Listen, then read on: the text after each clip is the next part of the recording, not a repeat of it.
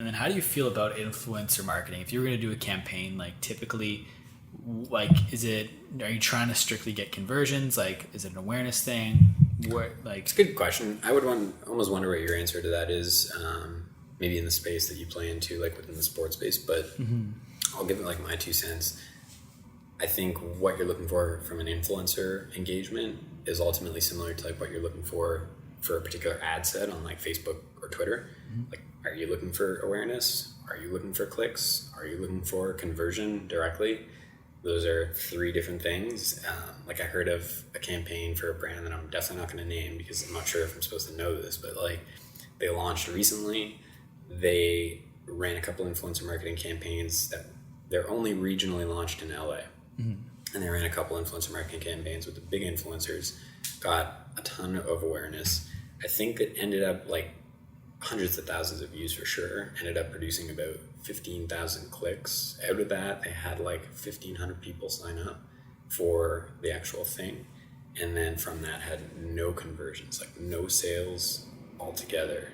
And then the people who had signed up, like only a fraction of them were actually from LA. So like, even that information then for like a direct email campaign is only so valuable if you can only ship to somebody in LA. So like, you got to know what it is you're trying to do and then kind of tackle that as your main objective. Like, how are you going to get there? And like, maybe a further point would be like who I think would be appropriate for different ones, but I also do want to know your answer for this. There's a couple of things that I want to bring up just based off what you said. In terms of that example you gave where like they got really like people kind of fell off to the funnel to the point where it was conversions and no one did. Yeah. When it comes to my podcast, when I launched this, I was like, this is going to be so easy.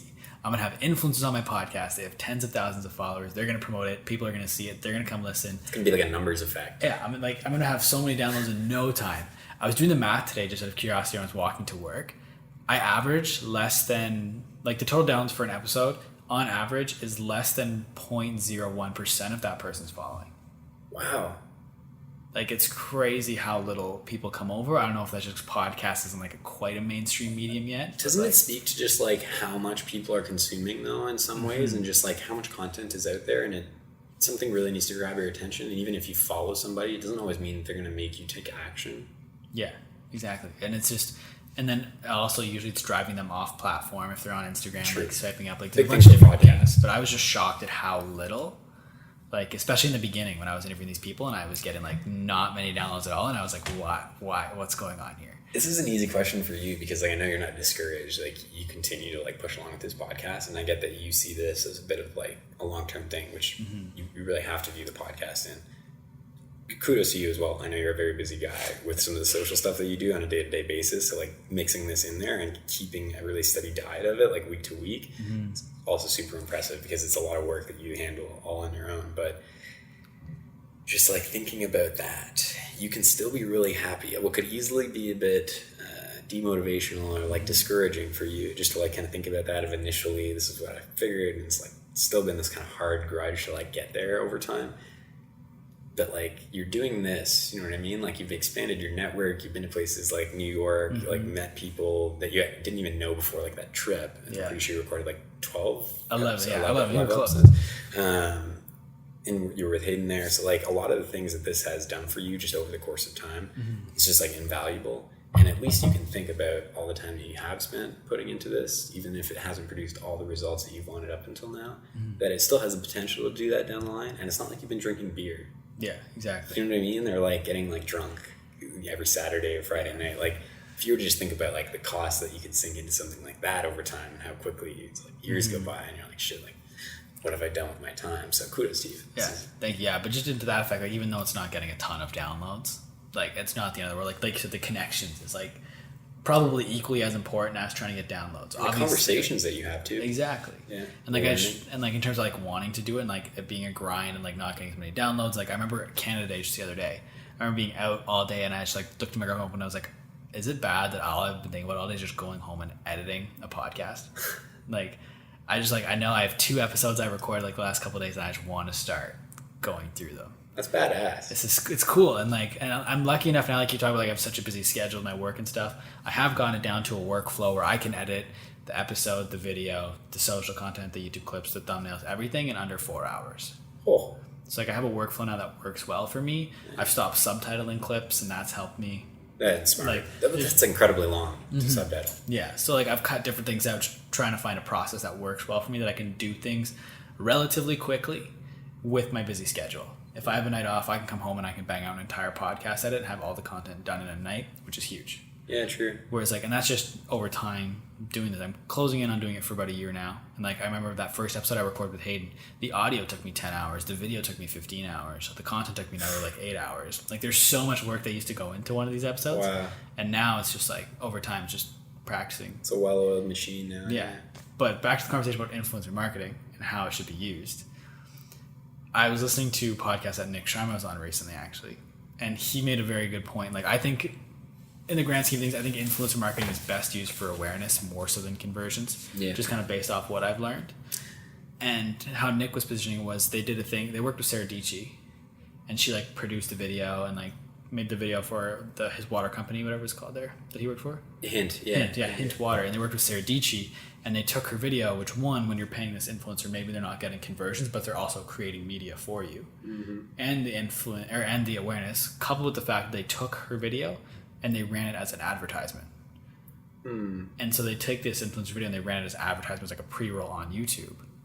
And if they're running it to Sarah Dietschy followers, it's almost like not a shock. And it, like the way they explained it was, it doesn't feel like an advertisement because it's content in a style that you're used to from someone you're familiar with.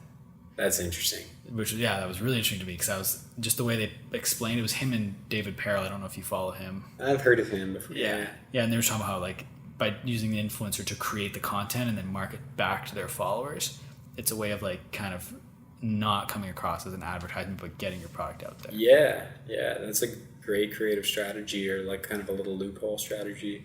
Mm-hmm.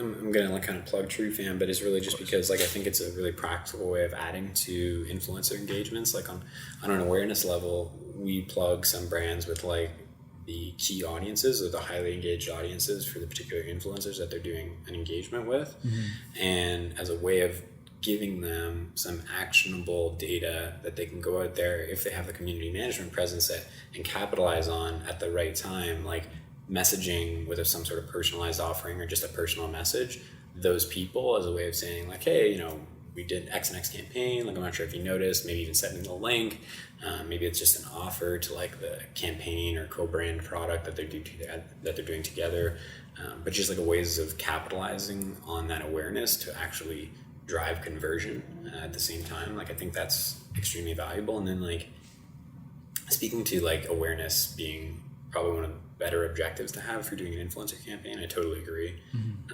Somebody like Kim Kardashian, I suppose, could like produce a crazy amount of sales for a lot of brands out there, and she's blown up brands before, but like those are a dime in a dozen. Like there's some people who just have that serious influence over people's behavior out there in the world, but like few and far between. I think who does have serious influence on somebody's behavior is like somebody like you and me.